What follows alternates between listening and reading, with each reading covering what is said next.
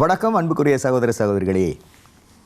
வெபும் தொலைக்காட்சியினால் ஒளிபரப்பு செய்யப்படுகின்ற இறைவனில் இணையும் இல்லறம் என்ற இந்த நிகழ்ச்சியில் உங்களை மீண்டும் சந்திப்பதில் நாங்கள் மகிழ்ச்சி அடைகின்றோம். வார வாரம் உங்கள் இல்லங்களுக்கு இல்லறத்தில் இறைவனுடைய அனுசரணையை பற்றி நாங்கள் கலந்துரையாடல்கள் மூலம் விழுமியங்கள் மூலம் எடுத்து வருகின்றோம். இந்த வரிசையிலே இன்று இல்லறத்திலே சிறுவர்கள் மற்றும் வளரிளம் பருவத்தினர்கள் இவர்களுடைய எதிர்பார்ப்புகள் எப்படியாக இருக்கின்றன என்பதை குறித்து கலந்து ஆலோசிக்க நாங்கள் காத்திருக்கின்றோம். குழந்தைகள் என்ற படியை தாண்டி சிறுவர்களாக வளரிளம் பருவத்தினர்களாக பிள்ளைகள் வருகின்ற போது அவர்களுக்கு பல எதிர்பார்ப்புகள் பெற்றோர் மத்தியிலே மற்றும் சக பிள்ளைகள் மத்தியிலே, ஆசிரியர்கள் மற்றும் உலகத்தினர் மத்தியிலே இருப்பது வழக்கமாக இருக்கின்றது. இது எப்படியாக பூர்த்தி செய்யப்படுகின்றது என்பதை குறித்து அவர்களுடைய எதிர்கால வாழ்க்கையின் வளமை அமைந்திருக்கின்றது என்பதை நாங்கள் பார்த்து வருகின்றோம். இந்த வரிசையிலே இன்றைய உலகத்திலே, இன்றைய சமுதாய நிலைப்பாட்டிலே பிள்ளைகளின் மற்றும் வளரிளம் பருவத்தினரின் எதிர்பார்ப்புகள் என்ன என்பதை பற்றி ஆலோசனை செய்வதற்காக எங்களோடு கலையகத்தில் கூடியிருக்கின்றார்கள் திருவாளர் கிறிஸ்டோபர் ரொமியுலஸ் பர்னாந்து அவர்கள் மற்றும் திருமதி டெனீஷியா இவான் ரமேஷ் அவர்கள். வணக்கம். வணக்கம் ரொமியுலஸ். வணக்கம் இவான். உங்கள் இருவரையும் நாங்கள் மீண்டும் சந்திக்கின்றோம் என்று நினைக்கின்றேன். மிகவும் மகிழ்ச்சி. உங்களுடைய வேலை பளுக்களின் மத்தியிலே நீங்கள் இங்கே வந்து எங்களோடு தரமான நிகழ்ச்சிகளை நடத்தி வருகின்றீர்கள், எங்களுக்கு தந்து வருகின்றீர்கள். உங்களுடைய வருகைக்கு எங்களுடைய மனமார்ந்த நன்றிகளை கூறி நாங்கள் இந்த நிகழ்ச்சியை ஆரம்பிக்கின்றோம். முதலிலே வழமை போல் உங்களை பற்றி ஒரு சின்ன ஒரு அறிமுகத்தை சொல்லிவிட்டு அதற்கு பிறகு நாங்கள் நிகழ்ச்சிக்கு செல்லலாம். நான் ரொமியுலஸ் பெர்னாண்டோ. திருமணமாகி ஃபாதர் எனக்கு வளமையாக சொல்லுவாங்க, நாள் கணக்கை சொல்லுங்கட்டு 14,078 நாட்கள் ஆகுது. இன்றைய 14,078 நாட்கள். 78 நாட்கள். எங்களுக்கு 3 பிள்ளைகள் இருக்கிறாங்க. என்னுடைய துணைவியார் திருமதி சாந்தி பெர்னாண்டோ. நாங்கள் இருவருமே கொழும்பு உயர்மறை மாவட்ட குடும்ப நல மறைப்பணி குழுவில் 3 பிரிவுகளையும் பழமையாற்றி கொண்டிருக்கிறோம். ஃபாதர்ட வழிகாட்டுதலோட தொடர்ச்சியாக இங்கேயும் அவ்வப்போது இந்த நிகழ்ச்சிகளில் பங்கு பெற்று எங்களுக்கு அழைப்பு கிடைத்து வந்து கொண்டிருக்கிறோம். நன்றி நன்றி நன்றி. நான் ஒரு குடும்ப தலைவி, 2 பிள்ளைகளின் தாய். பகுதி நேர சேவையாக கொழும்பு உயர்மறை மாவட்ட கத்தோலிக்க குடும்ப நல பணியகத்தின் ஆற்றுப்படுத்தல் பிரிவில் சேவையாற்றுகின்றோம். இன்றைய நாளில் இந்த நிகழ்ச்சிக்கான சந்தர்ப்பத்துக்காக நன்றியோடு நாங்கள் நிகழ்ச்சியில் பங்கேற்போம். நன்றி நன்றி. அப்போ நாங்கள் நிகழ்ச்சி செல்கின்ற போது சிறுவர்கள் என்ற ஒரு கருத்து எங்கள் மத்தியிலே இருக்கின்றது. வயது எல்லை என்பது நாட்டுக்கு நாடு, நிலைக்கு நிலை மாறுபடுவது எங்களுக்கு தெரிகின்றது. பொதுவாக உங்களுடைய கருத்து, சிறுவர்கள் என்றால் யார், அவர்களுடைய தேவைகள், எதிர்பார்ப்புகள், சவால்கள், இது பற்றி கொஞ்சம் சொல்ல முடியுமா? ஒரு குழந்தை ஒரு குடும்பத்தில் கிடைக்கிறது இறைவனால் கொடுக்கப்பட்ட மிகப்பெரிய வரம். அந்த வரத்தை பெற்றவர்கள் மிகுந்த சந்தோஷமாக, குதூகலமாக குழந்தையின் பிறப்பை கொண்டாடுவார்கள். அநேகமாக நானும் அந்த வரை கொண்டாடி இருக்கின்றேன். ஆனால் ஒவ்வொரு குழந்தைக்கும் பருவநிலை மாற்றங்கள் உண்டு. குழந்தை பருவம், அதன் பின்னான முன் சிறுவர் பருவம், பிள்ளை பருவம், வயதின் அடிப்படையில் பிரிக்கப்பட்டிருக்குது.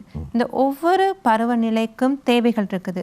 உதாரணமாக கரு உருவானதில் இருந்து அந்த குழந்தைக்கு போஷணை, கரிசனை, பாதுகாப்பு பிரதான அடிப்படை தேவைகளின் மிக பிரதானமானது. அந்த தேவைகள் அந்த குழந்தைகளின் ஒவ்வொரு பருவநிலைக்கும் முழுமையாக கிடைக்கப்பெற்ற குழந்தைகள் பக்குவம் அடைந்த குழந்தைகளாக வளர்ந்து சமுதாயத்துக்கும் தங்களுக்கும் பிரயோஜனமான குழந்தைகளாக இருப்பார்கள். இந்த பருவநிலைக்குரிய பக்குவத்தை அடைய முடியாத சிறுவர்கள், அவர்கள் என்ன, அவருடைய எதிர்பார்ப்புகள் என்ன நிலையில் இருக்கிறார்கள்ங்கிறத நாங்கள் இன்றைய நாளில் கலந்துரையாட போகிறோம். ஆகவே பிள்ளை பருவம் என்று சொல்கையில் 6 வயது தொடக்கம் 13 வயது, 5 தொடக்கம் 12, 6 தொடக்கம் 13, இந்த வயதினர் அவங்க தங்களுடைய குட்டி உலகத்திலிருந்து விசாலமான மிகப்பெரிய ஒரு உலகத்தை நோக்கியவர்களாக இருப்பாங்க. முன்பள்ளி சிறுவர் அனுபவத்திலேருந்து விசாலமான பாடசாலை அனுபவத்தை பெற போகிற அந்த தன்மைக்கு அவங்க உயர்ந்த நிலைக்கு வந்திருப்பாங்க.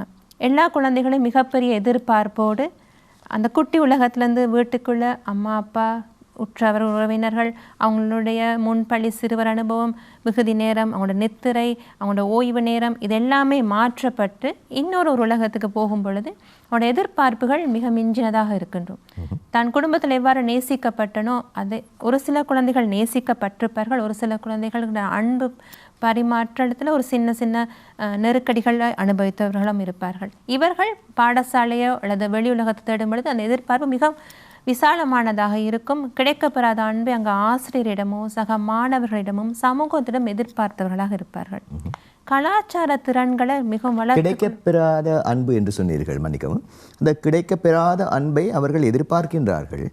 ஆனால் அங்கே எப்படியாக அவர்கள் அதனை கிடைக்கப் பெறவில்லையோ அதே வடிவத்திலே அவர்களுக்கு இங்கே கிடைக்க முடியாது என்பது அவர்களுக்கு தெரியாது. ஆகவே தெரியாதாக இருக்கலாம். ஆகவே அவர்கள் அன்பை எதிர்பார்க்கின்றார்கள். உண்மையாகவே அது பெற்றோரினால் கொடுக்கப்படாத அல்லது அவர்கள் தேவைக்கு ஏற்ற வகையில் கொடுக்கப்படாத அன்பு பரிமாணங்களாக இருக்கலாம். ஆனால் இவர்கள் ஆசிரியர்களிடம் சில நேரங்களிலே அதை எதிர்பார்க்கலாம்.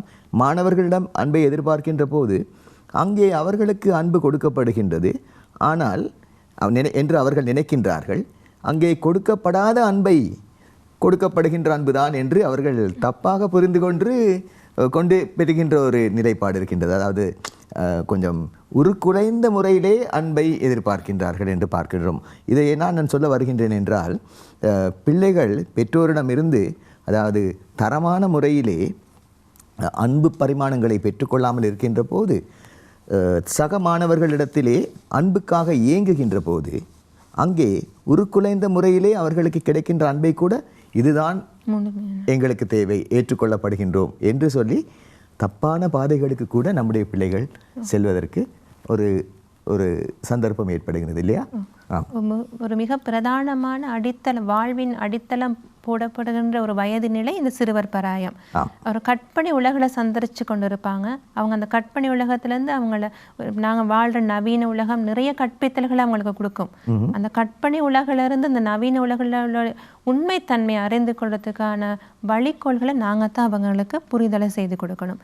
அன்பு வழங்கியா இருக்கிற தாய் தந்தையர்கள் தங்களது அன்பு வளங்களில் உள்ள நேர முகாமைத்துவமாக இருக்கலாம், அவங்களோட தனிப்பட்ட அவங்களோட தனி குடும்ப வாழ்வுள்ள அழுத்தங்களாக இருக்கும். அந்த அழுத்தங்கள் பிள்ளைகளின் போது திணிக்கப்படும் பொழுது அல்லது பிரயோகிக்கப்படும் பொழுது அவர்கள் சஞ்சரிக்கின்ற அந்த அழகிய உலகத்தில் அவங்க அந்த அழுத்தங்களை வேறு அவங்களோட எண்ணங்கள் அங்கே ஓரளவு உருகலைந்த நிலையில் இருந்தாலும் அவங்க சஞ்சரிக்க போன்ற உலகத்தில் அவங்க அந்த பாடசாலை உலகமாக இருக்கலாம், விளையாட்டு உலகமாக இருக்கலாம், நம்மளோட கலாச்சார சூழலாக இருக்கலாம், எல்லா இடத்துலையும் அந்த அன்புகளை அவங்க பிரயோகிக்கின்ற பொழுது குழப்ப நிலையை சந்திக்கின்றாங்க. எது சரியான தேர்வுன்றது அவங்களோட தேர்வில் அவங்க குழம்பிய நிலையில் இருப்பாங்க. மிக அழகான ஒரு கருத்தை நீங்கள் சொன்னீர்கள் டெனிஷியா. அதாவது இந்த முன்பிள்ளை பருவம் என்று சொல்லுகின்ற போது குழந்தை பருவத்தின் அடுத்த பருவம் என்று சொல்லுகின்றோம். குழந்தை பருவத்திலிருந்து அடுத்த பருவம் அழகான ஒரு பருவம், கற்பனைகள் நிறைந்த பருவம் என்று சொல்லுகின்றோம். கற்பனை செய்வது நம்ம எல்லோருக்குமே ஆசையான விஷயம் இல்லையா? நாங்கள் அழகாக கற்பனைகள் செய்வோம். இப்படியாக கற்பனை உலகத்துக்குள்ளே வாழ்கின்ற போது டென்ஷன் இல்லை பிள்ளைகளுக்கு. அதாவது யதார்த்தத்தை எதிர்கொள்ள வேண்டிய அழுத்தங்கள் அந்த பிள்ளைகளுக்கு இல்லை. நீங்கள் சொல்வது போல் இந்த நிலை மிகவும் அழகான நிலையாக இருக்கின்றது. அது பொம்மைகளோடு விளையாடுவார்கள், பொம்மை உலகத்திலே இருப்பார்கள், அவர்கள் கார்ட்டூன் உலகத்திலே வாழுவார்கள். இப்படியாக இருக்கின்ற நிலையிலிருந்து அவர்கள் ஒரு யதார்த்த நிலைக்கு, வேர்ல்ட் ஆஃப் ரியாலிட்டிஸ் என்று சொல்லுகின்ற அந்த நிலைக்கு போகின்ற போது அவர்களுக்கு இது ஒரு பெரிய ஒரு பிரச்சனையாக கூட இருக்கின்றது. நான் எப்படி இந்த உண்மைக்கு முகம் கொடுக்க போகின்றேன், யதார்த்தத்துக்கு முகம் கொடுக்க போகின்றேன் என்ற அழுத்தத்தில் இருக்கின்ற போது அந்த அழுத்தத்திலிருந்து படிப்படியாக அவர்களை விடுவித்து சகஜ நிலைக்கு கொண்டு வருகின்ற பெரும் பொறுப்பு பெற்றோர்களுக்கு, அதனைத் தொடர்ந்து ஆசிரியர்களுக்கு இருக்கின்றது என்று நீங்கள் சொன்னீர்கள். ஏற்றுக்கொள்கிறேன் ஃபாதர். நானும் ஒரு தாயாக இருந்து இந்த நிலையில் நான் அனுபவித்து வந்திருக்கேன். அதே நேரம் நானும் ஒரு பிள்ளையாக இருந்தேன். என்னுடைய பிள்ளை பருவத்தில் என்னுடைய தந்தை, நாங்கள் ஒரு கூட்டு குடும்ப அனுபவ சூழலில் வளர்ந்தோம். என்னுடைய தந்தை அந்த பிள்ளை பருவத்துக்கு என்னுடைய பொறுப்புகளை கொடுத்து எனக்கு கையாள பழக்கி இருந்தார். அந்த பக்குவம், அந்த இளமை பருவத்தில் எனக்கு கிடைத்த அந்த பக்குவம் வந்து எனக்கு இன்றைய நாளில் தனித்தீங்கக்கூடிய அந்த திறமையை எனக்கு கொடுத்துருக்கிறது. ஆகவே நான் என்னுடைய முன்குடும்ப அனுபவங்களை நாங்கள் பார்த்துட்டே வருவோம். நாங்கள் அதை தான் நாங்கள் இயல்பாக வாழ்நாளில் நாங்கள் கடைப்பிடிப்போம். எவ்வளவுதான் நாங்கள் சேமித்து படித்திருந்தால் எங்களுடைய முன் குடும்ப அனுபவங்கள் எங்களுடைய நாளாந்த வாழ்க்கையின் பின்னணியாக அமைகின்றது. ஆகவே அந்த அனுபவத்தின் பேரில் பிள்ளை பருவங்கள் வரும் பொழுது அவங்களோட கற்பனை உலகம் வந்து அவங்களோட கற்பனை உலகிலிருந்து அவங்களோட உண்மையான உலகுக்கு வரும் பொழுது பயணிக்கும் போது ஏற்பட்ட தடுமாற்றங்களை அவங்க முன் குழந்தை பருவமாகட்டும் அந்த நிலையில் அவங்க பக்குவம் அடைந்திருந்தாங்கன்னா முன்பிள்ளை பருவமும் குழந்தை பருவத்திலையும் அந்த பக்குவ நிலை அடைந்திருந்தார்கள் என்றால் அவர்கள் மிக எளிதாக இதில் உள்ள தடுமாற்றங்களை தெளிவிக்கக்கூடிய மனநிலையில் இருப்பார்கள். ஆம் ஆம். சரி, அதாவது இது போன்று அடுத்த பருவத்தை பற்றி நாங்கள் என்ன சொல்லலாம் நினைக்கிறோம்? அடுத்த பருவம் நாங்கள் வளர் இளம் பருவம்னு சொல்லுவோம். பொதுவாக டீனேஜர்ஸ்ட்டு சொல்கிறது. இதுவும் ஃபாதர் ஆரம்பத்தில் சொன்ன மாதிரி நாட்டுக்கு நாடு வித்தியாசப்படக்கூடியது தான். இப்போ இலங்கையை பொறுத்தவரை டீனேஜர்ஸுங்கிற நேரம் நாங்கள் 13 வயதுலேருந்து 19 வயதுக்குள்ளே எடுக்கிறோம். ஆனால் இதை பற்றி தேடல்கள் இறங்கின நேரம் 12 வயதுலேருந்து 18 வயதுட்டு குறிப்பிடப்பட்டிருக்கு. 18 வயது வரைக்கும் வளர்கிளம் பருவம்ட்டு சொல்லப்படுகிறது. இந்த பருவத்தில் வந்து முக்கியமாக வந்து அவங்க உடல் ரீதியாகவும் உணர்ச்சி ரீதியாகவும் ஒரு வித்தியாசம் இவ்வளோ நாள் இருந்ததை விட அந்த பிள்ளை பருவத்தில் இருந்ததை விட ஒரு வித்தியாசமான இலக்கை நோக்கி போகிறாங்க. உடல் ரீதியான பலவிதமான மாற்றங்கள் ஏற்பட்டது இந்த பருவத்தில். அதே நேரம் உணர்ச்சி ரீதியானையும் மாற்றங்கள் ஏற்படுது இந்த பருவத்தில். அப்போ இதில் வந்து முக்கியமாக பெற்றோர்கிட்ட இருந்து அவங்க எதிர்பார்க்கிறது என்னது? முக்கியமாக ஒரு அங்கீகாரத்தை எதிர்பார்க்குறாங்க. அங்கீகாரத்துக்காக போட்டி போடுறாங்க பெற்றோர்கிட்ட. இவ்வளோ நாள் நீங்கள் என்னை சின்ன பிள்ளை நினச்சிட்டீங்க, இப்போ நான் வளர்ந்துட்டேன், இப்போ இந்த வளர்ச்சி அடைந்த ஒரு குடும்ப உறுப்பினராக நீங்கள் என்னை ஏற்றுக்கொள்ளுங்க, நீங்கள் எடுக்கிற முடிவில் என்னையும் கலந்தாலோசிக்க இடம் தாங்க, என்னுடைய கருத்துக்கள் சொல்கிறதுக்கு எனக்கு இடம் தாங்கட்டு எதிர்பார்க்குறாங்க. அடுத்தது தேர்வு செய்கிறதுல இவ்வளோ நாள் நீங்கள் எங்களுக்கு போஷித்தீங்க, அது வந்து அன்பாகவும் இருக்கலாம், உடைமைகளாகவும் இருக்கலாம், உணவாகவும் இருக்கலாம். இப்போ எங்களுக்கு அந்த உரிமையை தாங்க, எங்களுக்கு என்ன தேவைங்கிறத உங்கள்கிட்ட சொல்கிறதுக்கு எங்களுக்கு அனுமதியை தாங்க, நாங்கள் அது எங்களுடைய தேவைகளை உங்களோட பகிர்ந்து கொள்றதுக்கு எங்களுக்கு வாய்ப்பு தாங்கிட்டு எதிர்பார்க்குறாங்க. அப்போ இந்த தெரிவு செய்கிறதுல முக்கியமாக இந்த காலகட்டத்தில் ஆடைகள் தெரிவு செய்கிறதுல போட்டி போடுறாங்க. அது வந்து பெற்றோர் வந்து தங்களுடைய கலாச்சார விழுமியங்கள் தாங்க வாழ்ந்த காலத்தில் எப்படி வாழ்ந்தோமோ இந்த பருவத்தில் இருந்தோமோங்கிறத பிள்ளைகிட்ட திணிக்க வர நேரம் அங்கே முரண்பாடுகள் ஏற்படுது. இது பெற்றோர் இதில் ஒரு பெரிய ஒரு இன்றைக்கு சவாலுக்குரிய ஒரு விஷயமா இருக்குது. அடுத்தது வந்து செவி மடுத்தலுக்கு எங்களுக்கு நேரம் தாங்க, நாங்கள் எங்களுடைய அனுபவங்களை எங்களுக்கு கிடைக்கிற காண்றது, கேட்டது, பார்த்தது, இப்படியான விஷயங்கள் வந்து உங்ககிட்ட சொல்ல வர நேரம் தயவு செய்து பெற்றோரே நாங்கள் சொல்கிறத புரிஞ்சுக்கொள்றதுக்கு எங்களுக்கு சகஜமான இயல்பான நிலையை ஏற்படுத்தி நாங்கள் சொல்கிறதுக்கு நீங்கள் செவி மடுங்க, தயவுசெய்து கேட்காதீங்க, செவி மடுங்கட்டு அந்த பிள்ளைகள் பல சந்தர்ப்பங்கள் எங்ககிட்ட சொல்லியிருக்கிறாங்க. புரிந்து கொள்ளுங்கள்ங்கிறது. அடுத்தது தனித்திருக்கிறதுக்கு அனுமதி கேட்குறாங்க. இந்த 12-13 வயசு ஆன உடனே மேற்கு நாடுகளில் அவங்க நேரத்தோடைய அவங்க பிள்ளைகள்கிட்ட வேறையா ஒரு தனி அறையை கொடுத்துறாங்க. நம்மளுடைய நாடுகளில் நம்மளோட கிழக்காசிய அல்லது தெற்காசிய நாடுகள் வந்து அது பொதுவாகவே குடும்பங்கள் இல்லை, அப்படியான வாய்ப்புகள் இல்லை, சூழ்நிலையும் இல்லை. ஆனால் இந்த பிள்ளைகளுடைய எதிர்பார்ப்பு இருக்குது, நான் தனித்து வாழ்வதற்காக குறைந்தது சில மணித்தியாலங்களாவது எனக்கு வீட்டில் தாங்க. ஏன்னா நான் இப்போ என்னை பற்றி உணர்வதுக்கு இந்த டெனிஷியா சொன்ன மாதிரி நாங்கள் ஒரு வேறு உலகத்துக்கு வந்திருக்கிறோம் இந்த காலப்பகுதியில். அந்த வேறு உலகத்தை வந்து அனுபவிக்கிறதுக்கு எங்களுக்கு வேணும், ஒரு தனி உரிமை வேணும். இதையும் பெற்றோர்கிட்ட அவங்க போட்டி போடுறாங்க.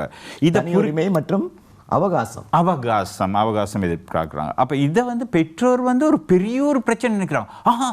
நீ அந்த வயசுக்கு இன்னும் வர இல்லை, உன்னை தனிச்சு விட முடியாதுங்கிற ஒரு எதிர்மறையான நோக்கத்தில் பெற்றோர் போகிற நேரம் இவங்களுக்கு இடையில் முரண்பாடுகள். அதுவும் முரண்பாடுகளின் மொத்த உருவாக்கமே இந்த காலப்பகுதியில் தான் அநேகமாக பெற்றோருக்கும் பிள்ளைகளுக்கு இடையில் ஏற்படுது. நாங்கள் பாடசாலைகளில் அவர்களுடைய மன வளர்ச்சிக்கான வழிகாட்டுதல் நிகழ்ச்சிகளை நடத்தி கொண்டு வர்றோம் தொடர்ச்சியாக. அப்போ நான் போய் கொண்டிருக்கிற பாடசாலையில் கூட நான் காண்றேன், பிள்ளைகளுக்கும் பெற்றோருக்கும் இடையில் மிக அதிகமாகவே முரண்பாடுகள் தோன்ற பருவமாக இருக்கிறது இந்த பருவம் தான்.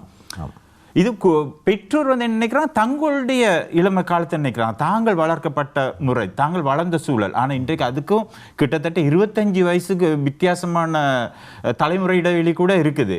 அந்த தலைமுறை இடைவெளியில் ஏற்பட்ட மாற்றங்கள் வந்து நாங்கள் பிள்ளைகள்கிட்ட இந்த நாளில் திணிக்க முடியாது. இதை புரிஞ்சு கொள்ள வேண்டிய நிலையில தான் இன்றைக்கு பெற்றோர் இருக்கிறாங்க. பிள்ளைகளும் வந்து அதை வந்து தங்களுடைய பிறப்பிட ஒரு உரிமையாக அதை எதிர்பார்க்கிறாங்க. ஆகவே முரண்பாடுகள் நிறைந்த ஒரு காலகட்டமாக நாங்கள் வந்து இந்த வளரிளம் பருவத்தின் காலகட்டத்தை பார்க்கலாம். பிள்ளை பருவம் என்று சொல்லப்படுகின்ற போது, அதாவது குழந்தையிலிருந்து பிள்ளை பருவத்திற்கு வருகின்ற போது பிள்ளைக்கு தான் ஏக்கங்களும் பயங்களும் அதிகமாக இருக்கின்றன. ஆகவே பெற்றோரை பற்றி கொள்கின்றது இல்லையா? நாங்கள் சொல்கின்றோம், அதாவது இந்த கேரிங் என்று சொல்லப்படுகின்ற ஒரு நிலையிலே, அதாவது கரிசனை காட்டுகின்ற அந்த அந்த ஒரு அன்பு பரிமாணம் தேவைப்படுகின்ற போது பிள்ளை வந்து 2 வகையான தேவைகளை கொண்டிருக்கின்றது என்று. ஒன்று சேர்ந்திருத்தல், மற்றது தனித்திருத்தல். ஆகவே தனித்திருக்கின்ற தன்மை, சேர்ந்திருக்கின்ற தன்மை மாறி மாறி ஏற்படுகின்றது. ஆகவே நாங்கள் ஒரு முறை பார்த்தது போல, அதாவது பெற்றோர்கள் வந்து இந்த 2 தேவைகளையும் புரிந்து கொண்டு பிள்ளைக்கு வந்து சேர்ந்திருக்க தேவை ஏற்படுகின்ற போது பிள்ளையை அரவணைக்கவும், தனித்திருக்க தேவைப்படுகின்ற போது பிள்ளைக்கு சுயாதீனத்தையும் கொடுக்க தவறக்கூடாது. அதனை சமநிலையோடு கொடுக்க வேண்டும். அது சமநிலையோடு நீங்கள் சொன்னது போல ஒரு பக்குவ நிலையை நோக்கி அந்த பிள்ளையை எட்டிச் செல்லும். இது பிள்ளை பருவத்தின் ஒரு நிலைப்பாடாக இருக்கின்றது. இது தொடர்ந்து வருகின்ற போது, வளரிளம் பருவத்திலே வருகின்ற போது, வளரிளம் பருவத்திலே அங்கேயும் இந்த சுயாதீனம், இணைந்திருத்தல், இந்த 2ம் இருக்கின்றது. ஆனால் சுயாதீனம் கொஞ்சம் அதிகரிக்கின்றது. சுயாதீன தேவை அதிகரிக்கின்றது. இணைந்திருக்கின்ற தேவை இருக்கின்ற போதும் கூட பெற்றோர்கள் இதனை எப்படி பார்க்கின்றார்கள் என்றால், இந்த பிள்ளைக்கு என்ன நடந்து விட்டது, என்னோடு இணைந்து சேர்ந்து எனக்கு பின்னாலேயே நிழல் போல் வந்து கொண்டிருந்த பிள்ளை இப்பொழுது என்னை விலகி போகின்றதே என்ற ஒரு அடிப்படை கேள்வி அவர்களுக்குள் நெருட ஆரம்பிக்கின்றது. ஆகவே தனக்குள் ஏதோ தப்பு நடந்து விட்டதோ, தான் செய்வதை செய்ய வேண்டியதை செய்யாமல் விட்டுவிட்டோமோ என்ற ஒரு குற்ற உணர்வு கூட சில நேரங்களில் சில பெற்றோருக்கு ஏற்பட்டிருக்கலாம். ஆகவே தான் பிள்ளைகளை, அதாவது அவர்கள் சுயாதீனத்தை தேடுவது சகஜம்தான் என்ற அந்த உண்மை நிலை பெற்றோர்களுக்கு இன்னும் புரியவில்லை. ஆகவே நம்முடைய பெற்றோர்கள் இந்த நேரத்தில் புரிந்து கொள்ள வேண்டும். விசேஷமாக வளரிளம் பருவத்தின் பிள்ளைகளின் பெற்றோர்கள், பிள்ளைகள் வந்து நம்மை விட்டு கொஞ்சம் விலகி இருப்பது போல் இருப்பது, சுயாதீனத்தை தேடி அவர்கள் அவகாசம் தேடுவது சகஜமான ஒரு நிலை என்பதை நம்முடைய பெற்றோர்கள் புரிந்து கொள்ள வேண்டும். அதே நேரத்திலே அவர்கள் தொடர்ந்து நம்மைவிட்டே விலகி போய்விட்டார்கள், அப்பாடா ஆள விட்டது என்று சொல்லிவிட்டு இருக்கக்கூடாது. ஏனென்றால் அவ்வப்போது அவர்கள் இணைதலை தேடி உங்களிடம் வருகின்ற போது அரவணைக்க கற்றுக்கொள்ள வேண்டும். ஆகவே அவதானத்தோடு இருக்க வேண்டும். ஆகவே தான் நாங்கள் சொல்லுகின்றோம், இந்த பிள்ளைகளை நாங்கள் வளர்க்கின்ற போது, வளரிளம் பருவத்து பிள்ளைகளை அவர்கள் சுயாதீனத்தை தேடி போகின்ற போது, அழகாக ஒரு பட்டம் விட்டு கொண்டிருக்கின்ற போது, அந்த பட்டம் பறந்து கொண்டிருந்தாலும் நூல் பெற்றோரின் கைகளில் இருக்க வேண்டும். இப்படியான ஒரு சமநிலைப்பாட்டை பெற்றோர்கள் இந்த இடத்துல கொடுக்க கடமைப்பட்டிருக்கின்றார்கள் என்று நான் நினைக்கின்றேன். ஆகவே இப்படிப்பட்ட ஒரு நிலைப்பாட்டில் நாங்கள் பிள்ளைகளை பற்றியும் கொஞ்சம் அறிமுகம் செய்து கொண்டோம், வளரிளம் பருவத்தினர் பற்றியும் அறிமுகம் செய்து கொண்டோம். இவர்கள் அதாவது பெற்றோர்களிடமும் சக மாணவ மாணவிகள் ஆசிரியர்களிடமும் மற்றும் இந்த உலகத்திடமும் இவர்கள் எதிர்பார்க்கின்ற விடயங்களை பற்றி கொஞ்சம் பார்த்தோம். இப்படி பார்க்கின்ற போது இவர்களுடைய எதிர்பார்ப்பு சீராக நிறைவேற்றப்பட்டால் உலகம் எவ்வளவு அழகாக இருக்கும். ஆனால் இல்லையே. இதற்கு என்ன காரணம் என்று நாங்கள் பார்க்கலாம். அதாவது உண்மையாகவே இந்த பிள்ளைகளுடைய தேவைகளை பூர்த்தி செய்து கொள்ள பெற்றோர்களுக்கு ஏன் தயக்கம் ஏற்படுகின்றது, ஏன் இங்கே பிறழ்வுகள் பிசகுகள் ஏற்படுகின்றன, இதற்கு காரணம் என்ன, இதை குறித்து நாங்கள் எப்படி ஆராயலாம், இதற்கான வழிமுறைகள் என்ன, அதாவது சீரான சமுதாயத்தை நோக்கி நம்முடைய பிள்ளைகளை, அதாவது இப்படியான நன்மைத்தனமான அமைப்புகளோடு பிள்ளை வளர்ப்புகள் நடைபெறாத நாடுகள் இல்லை, நம்முடைய உலகத்தில் இருக்கின்றன. அப்படியான நாடுகள், அழகாக பிள்ளை வளர்ப்பில் ஈடுபடுகின்ற நாடுகளும் இருக்கின்றன. ஆனால் நம்முடைய நாடுகளைப் போல நம்முடைய சமுதாயங்களில் பல இடங்களில் நாங்கள் இப்படிப்பட்ட பிசகுகளை பார்க்கின்ற போது இப்படியான பிறழ்வுகள் ஏற்படுவதற்கு பிள்ளை பருவத்திலாகட்டும் வளரிளம் பருவத்தினராகட்டும் என்ன அடிப்படை காரணங்கள் என்று நமக்கு கொஞ்சம் பார்க்க முடியுமா? பிள்ளை பருவ நிலையில் இருக்கிற அந்த பிள்ளைகள் அவர்களுக்கான முன் அனுபவங்களாக பூர்த்தி நிறையப்படாத நிலையில் வந்த பிள்ளைகள் தங்களுடைய எதிர்பார்ப்புகள் இப்போ ஒரு பிள்ளை பாடசாலை விசாலமான அந்த உலகத்துக்கு போகும் பொழுது பாடசாலையில் பிள்ளைகளை இனம் காணுவாங்க. இனம் கன்று அவர்களுக்கு குழு செயற்பாடுகள், தனித்தியங்கும் செயற்பாடுகள், இவ்வாறான செயற்பாடுகளை வழங்கும் இடத்து ஒரு சில பிள்ளைகள் தங்களுடைய திறன்களை திறமையாக வெளிக்கொணர்ந்து முன் செல்லக்கூடிய வாய்ப்புகள் மிக அதிகம். ஒரு சில குழந்தைகள் அந்த இடத்துல அவங்களுடைய தடுமாற்றங்களை வெளிப்படுத்துவாங்க. இப்படியான சூழல்ல அந்த இடத்துல இருக்கிற பெற்றோராக இருக்கிற அந்த ஆசிரியரோ அல்லது சக வழிகாட்டிகளோ அந்த பிள்ளைகளை சரியான விதத்தில் இனம் கண்டு அவர்களுக்கு தாழ்வு மனப்பான்மை உருவாகாத வண்ணம் அவர்களை மெருகேற்ற வேண்டும்.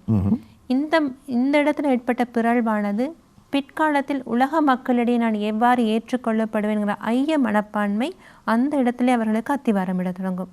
நான் இந்த இடத்துல பிழைச்சிட்டேன், இதை நான் எவ்வாறு சரி செய்வேன்ற மனநிலை வராமல் நான் எவ்வாறு இந்த இதுதான் என்னுடைய முடிவு, நான் இந்த போட்டியில் நான் 3ஆம் இடம், ஆகவே எனக்கு நடனம் ஆடவே தெரியாது, நான் எதிர்காலத்தில் ஒரு நடனக்குழுவுக்கோ ஒரு குழு நடனத்துக்கோ அல்லது ஒரு நாடகத்துக்கோ இல்லை, நான் இந்த கலாச்சார நிகழ்வுக்கு தகுதியானவன் இல்லைன்னு அந்த குழந்தை தனக்குள்ளாலேயே ஒரு தீர்ப்பிடுதலை ஏற்படுத்திக்கொள்ளும். நாங்கள் அதை பார்த்து கொண்ட சமூகமோ பெற்றோரோ உறவினர்களோ அல்லது வழிகாட்டுனர்களோ இதற்கு இடம் அளிக்கலாகாது. உனக்குள்ளேயும் திறமை இருக்கு. ஒவ்வொரு மனிதனும் தனித்துவமானவன். ஒவ்வொரு மனிதனுக்கும் ஒவ்வொரு தனித்திறமைகள் இறைவனால் கொடுக்கப்பட்ட வரங்கள். அதை இனம் காணுதலுக்கான புரிதலையும் வழிவகுத்தலையும் நாங்கள் செய்து கொடுக்கணும். அவ்வாறே இளம் பருவத்தினர்கிட்ட வளரிளம் பருவத்தினர் பொதுவாக நாங்கள் ஆசிரியர்கள் இருந்து அவங்க எதிர்பார்க்கறதுக்கு வர்றோம் ஃபாதர். அது பார்க்குற நேரம் அவங்க முக்கியமாக எதிர்பார்க்கணும் பாரபட்ச தன்மையை எதிர்பார்க்குறாங்க. பாரபட்சமற்ற தன்மையை எதிர்பார்க்குறாங்க. அதாவது நீங்கள் எங்களை வரையறுக்காதீர்கள், எங்களுடைய இயல்பு இதுதான், இதை நீங்கள் ஏற்றுக்கொள்ளுங்க. நான் பிறரை போல் இல்லை, நான் இறைவனுடைய படைப்பில் ஒரு தனித்துவமானவன், என்னுடைய தனித்துவத்தை நீங்கள் அங்கீகரிக்கணும், ஏற்றுக்கொள்ளணும் அட்டு பாடசாலை சமூகத்துக்கிட்ட இருந்து ஒவ்வொரு நபரும் எதிர்பார்க்குறாங்க, ஒவ்வொரு மாணவனும் மாணவியும் எதிர்பார்க்குறாங்க. வேண்டும். அதாவது இடையூறுக்கு இப்போ நீங்கள் சொன்னது போல் எனக்கு மறந்து போவதற்கு முன்பு இந்த ஒரு கேள்வியை நான் கேட்க நினைக்கின்றேன். அதாவது இந்த தனித்துவம் என்று ஒரு அழகான வார்த்தையை சொன்னீர்கள். ஒவ்வொரு மனிதனும் தனித்துவமானவன். ஆனால் ஒரு சின்ன முரண்பாட்டை நாங்கள் பள்ளிக்கூடத்திலே பார்க்கின்றோம். பள்ளிக்கூடத்திலே தனித்துவம் கற்றுக் கொடுக்கப்படுவதில்லை, யூனிஃபார்மிட்டி, ஒன்றியம் கற்றுக் கொடுக்கப்படுகின்றது. எல்லோரும் சீருடை அணிய வேண்டும், எல்லோரும் ஒரே மாதிரியாக சிந்திக்க வேண்டும், எல்லோரும் ஒரே ஆந்தம், இந்த ஸ்கூல் ஆந்தம் என்று சொல்லுவார்கள், பாடசாலை பாடல் பாட வேண்டும். நான் எனக்கு விருப்பமான மாதிரி நான் பாட முடியாது இல்லையா? அப்போ இப்படியான ஒரு நிலைப்பாட்டை நாங்கள் பார்க்கின்றோம் இல்லையா? இப்படி ஒரு நிலையை நாங்கள் பார்க்கின்ற போது இந்த தனித்துவத்தை எதிர்பார்த்து போகின்ற பிள்ளையும் புரிந்து கொள்ள வேண்டும். எல்லா தனித்துவத்தையும் நான் இந்த இடத்துல எடுக்க முடியாது, சீரான தன்மைகளையும் நான் கடைபிடிக்க கற்றுக்கொள்ள வேண்டும் என்பது என்னுடைய கருத்து. ஏற்றுக்கொள்ளக்கூடிய அதாவது பாடசாலை சட்டத்திட்டங்கள், அங்குள்ள விழுமியங்களை, அதே நேரம் மனித வளங்களை நாங்கள் உபயோகப்படுத்துறதெல்லாம் அங்குள்ள சட்டத்திட்டங்களுக்கு நாங்கள் அடிபணிந்து தான் ஆகணும். நான் அதாவது எதேச்சியாக நடந்துட்டு அங்கே ஒரு விபத்தை ஏற்படுத்திட்டு இது என்னுடைய தனித்துவத்தால் நான் செய்தது அப்படின்னு நாங்கள் அதுல இருந்து தப்பிக்க முடியாது. நான் தான் அது செய்த. இன்னும் ஒரு விடயம் மன்னிக்க வேண்டும். இன்னும் ஒரு விடயம், அதாவது தனித்துவம் என்பது எனக்கு செய்ய வேண்டியதெல்லாம் நான் செய்யலாம் என்பது அல்ல. தனித்துவத்திலும் சரியானதை செய்ய வேண்டும், தர்மத்தை செய்ய வேண்டும், சீரானதை செய்ய வேண்டும், நெறிமுறைகளை செய்யக்கூடிய தனித்துவத்தன்மை. இது இங்கே தனித்துவன்ட்டு அந்த மாணவ மாணவிகள் எதிர்பார்க்கிறது தன்னை ஏற்றுக்கொள்ளணுங்கிறதுல தான் முக்கியமாக இருக்குது. இப்போ பொருளாதார ரீதியில பாடசாலைக்கு வர்ற மாணவ சமூகம் வித்தியாசமான நிலைப்பாட்டில் இருக்கிறாங்க. அப்போ அந்த பொருளாதார நிலையில உயர்ந்த நிலையில இருக்கிற ஒரு மாணவனுக்கும் மாணவிக்கும் கொடுக்கப்படுற வரவேற்பை ஏற்றுக்கொள்ள தன்மை அதுல நடுமத்தியிலோ அல்லது கீழ்நிலையில இருக்கிற மாணவனுக்கும் மாணவிக்கும் கிடைக்கணுங்கிறது அவங்க எதிர்பார்ப்பாக இருக்குது. அது இந்த சமூகத்தில் கிடைக்காத பொழுது அவர்கள் அந்த சமூகத்திலிருந்து தாங்கள் அந்நியப்பட்டவங்களா உணர்றாங்க. இது அவங்களுடைய நாங்கள் பாடசாலை சந்தித்த நிறைய பேர்கிட்ட இருந்து ஒரு குறையாக அவங்க சொன்ன ஒரு விஷயமா இருக்குது. அடுத்தது தங்களுக்கு பக்கபலமாக இருக்கணும், தங்களுடைய ஆசிரியர்கள் தங்களுக்கு பக்கபலமாக இருக்கணும். சில பாடங்கள் எல்லாருமே இதுக்கு முதல்ல நாங்கள் சில சந்தர்ப்பங்களை பார்த்துருக்கோம், எல்லாருக்கும் கடவுள் படைக்கிற நேரம் எல்லாருக்கும் ஒரே விதமான சக்தி மட்டத்தை தான் கொடுத்தாங்க. மூளை அளவு செயல்பாடு சக்தி மட்டம் எல்லாருக்கும் ஒரே மாதிரி தான் கொடுத்தாங்க, கடவுள் படைச்சிருக்கிறாங்க. எனவே மாணவர்களாகிய அவங்க எதிர்பார்ப்பு வந்து தாங்கள் அங்கீகரிக்கப்பட வேண்டும் பாடசாலை சமூகத்தால்.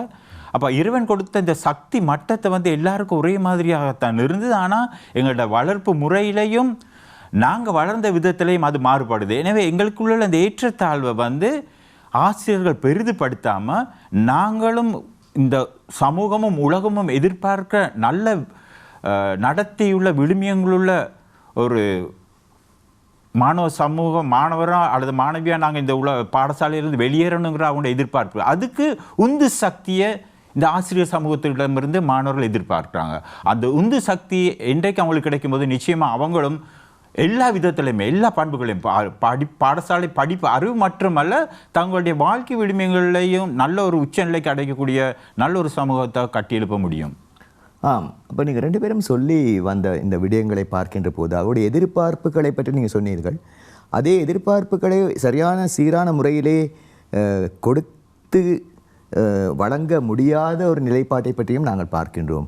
இதை பற்றி நாங்கள் பார்க்க வேண்டுமென்றால் முதலிலே இந்த உலகம் இன்று இந்த பிள்ளைகளிடமிருந்தும் இந்த வளர்லம் பருவத்தினரிடமிருந்தும் என்ன எதிர்பார்த்து கொண்டிருக்கின்றது? சரியானதாகவா பிழையானதாகவா எதை எதிர்பார்க்கின்றது இன்று உலகம் என்ற ஒரு ரீதியிலே நாங்கள் யோசிக்க வேண்டும் என்று நினைக்கின்றேன். அது சரியா பிழையா என்று நாங்கள் சீர்தூக்கி பார்ப்பதற்கு முன்பு.